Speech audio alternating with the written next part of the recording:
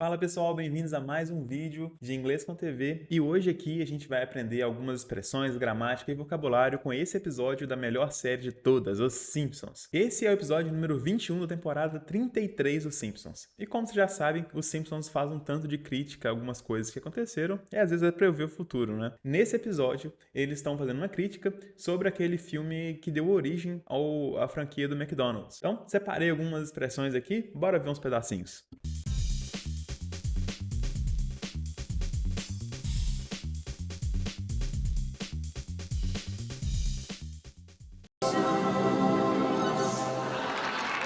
Dick Gregory, everyone. What a lineup. But before we seek George Carlin, Albert Brooks, and Richard Pryor, give it. Nesse pedacinho aqui, ele falou no começo já, olha, what a lineup. Essa expressão lineup seria o alinhamento, seria assim, quem seriam os comediantes daquele dia, entendeu?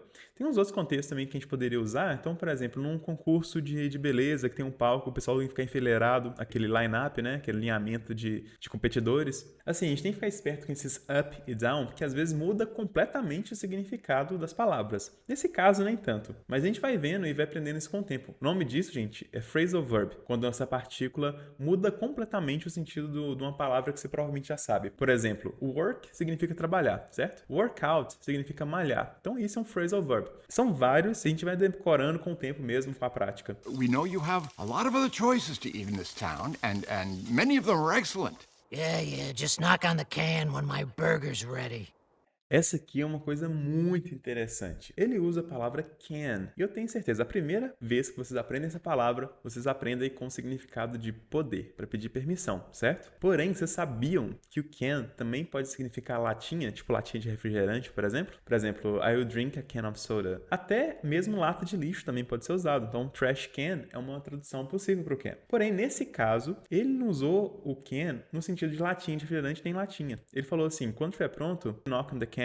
Quer dizer, quando estiver pronto o hambúrguer, dá um toquinho lá na lataria do meu carro, entendeu? Então, tipo assim, uma coisa você tem que saber a outra tradução e dar uma extrapoladinha, né? Senão você fica perdido. Nessa parte, na hora que o Gus aqui, ele tá mostrando o anúncio que eles fizeram no rádio, tem uma coisa bem interessante no finalzinho. Taste our burger, you will love it, but there's a possibility that you won't. It's worth a try. The place next door is pretty good too.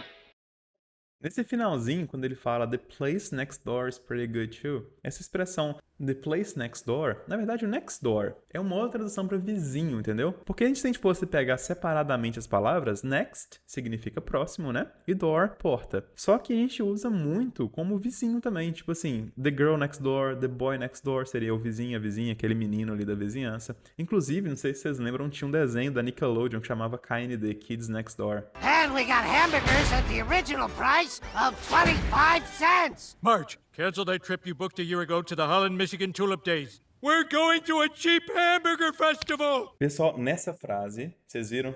Book não é livro todas as vezes também. Assim, nesse caso específico, a gente pode até analisar junto com o português, porque pensa só, no português a gente tem o objeto agenda, que é tipo um livro, né? Uma agenda, e a gente tem o verbo agendar, que é tipo assim, colocar na agenda, certo? No inglês a gente usa o book para isso. Então a gente tem book, que é o substantivo, a coisa, o livro ali, né? E tem o verbo to book, que é colocar no livro, como se fosse o nosso agendar, entendeu? Então, por exemplo, se você for agendar um hotel, você falaria I need to book a hotel. Tem até aquele site lá, né? O booking.com, né? Pra alugar as coisas, pra alugar hotel. Nesse próximo trechinho, eles estão lá no evento do hambúrguer, né? E vamos ver aqui.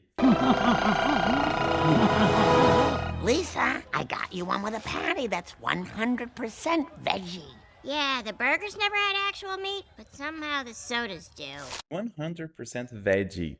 Veggie é um outro jeito da gente falar vegetarian. E é muito melhor, né? Porque é bem curtinho. A gente também pode usar o veg para vegetables.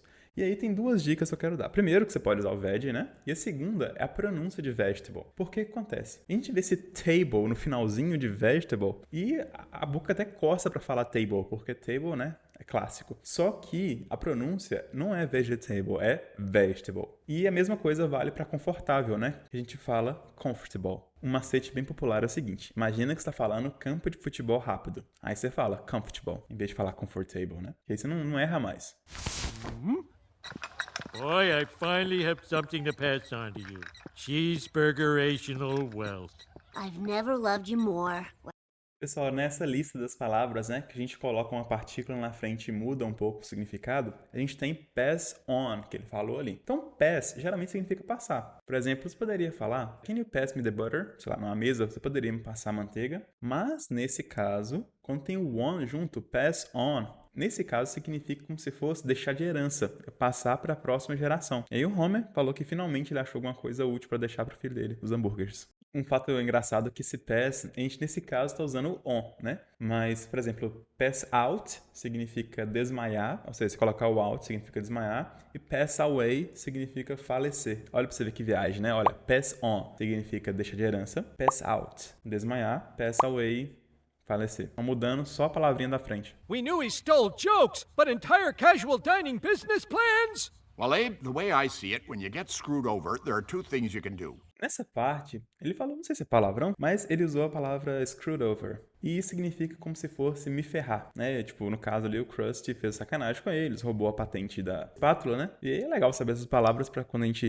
gente poder entender direitinho. Às vezes a gente fica parando pra pensar, né? Como é que fala me ferrar em inglês, alguma coisa assim? Pronto, agora você já sabe. I never let myself get stepped on again. I ruthlessly built an empire till I was rich enough to ruin Krusty. Pessoal, esse até tem dois jeitos que a gente pode falar. O jeito mais, digamos assim, formal é until. Só que na fala, a gente sempre tenta abreviar, deixar o mais fluido possível, né? Então é possível a gente falar till. Tem que notar a diferença, porque o till, ele é com dois L's e o until é com um L só. Mas as duas coisas significam a mesma coisa, que seria até. You've got to be pretty classy to show off this much. Esse episódio está sendo o episódio dos phrasal verbs, né? Então, nesse caso aqui, a gente tem o phrasal verb show off. Bora lá. A palavra show, separadamente, significa mostrar, né? Então, quando a gente vai a um show, a gente vai a uma mostra, digamos assim. Só que, nesse caso, combinou com a partícula off na frente. E o show off significa se exibir. Então, ele estava aqui, o ricão ali, né? Tava se exibindo, mostrando tudo que ele tem, tudo que ele faz, não sei o que. Show off, beleza? Então, don't be a show off. No biggie, nobody died. Well, nobody famous died. Okay, I hope none of you like Kenny Chesney. Só nessa parte ele começa falando, né, no biggie. Essa é uma abreviação. A expressão seria no big deal. Seria, não é grande negócio, não é grande coisa. Só que ele não falou no big deal, né? Ele falou só no biggie. Mas significa a mesma coisa. Essa é a ideia. Polar bears. They're the only creatures I wish had white privilege. It's so exciting. My dad is stepping down and giving control to me. That's amazing. Step down, pessoal. Mais um phrasal verb. Então, step é dar um passo, a tradução separada. Só que agora está combinado com a palavra down na frente. E nesse caso, os dois juntos, né, step down, significa se aposentar, se retirar, sair de uma posição de controle. Essa seria a tradução de step down. Eu sei, pessoal, são muitas expressões, você tem que ir decorando conforme o tempo, mas só tem um jeito de fazer isso, né, que é com prática. Então, eu nunca canso de falar, sempre que tiver um tempinho, assiste uma série, vê um filme legendado, pode ser em português mesmo, que você vai associando, né, o que ele falou ali, o áudio em inglês com a legenda em português. Então, você não precisa nem de dicionário. Seu cérebro mesmo passou do processo automático. Confia. Pessoal, então esse foi o episódio de hoje e eu gostei muito de fazer essa análise dos Simpsons porque tem muitos phrasal verbs. Então, provavelmente a gente vai ter um outro episódio de Simpsons aí pra frente. Porque o estoque ali de palavras que a gente vai usar no dia a dia, que é ruim de ficar decorando com o livro, né? E com a prática é muito mais fácil, é muito grande. Então, fiquem ligados aí pro próximo e abraço. Obrigado.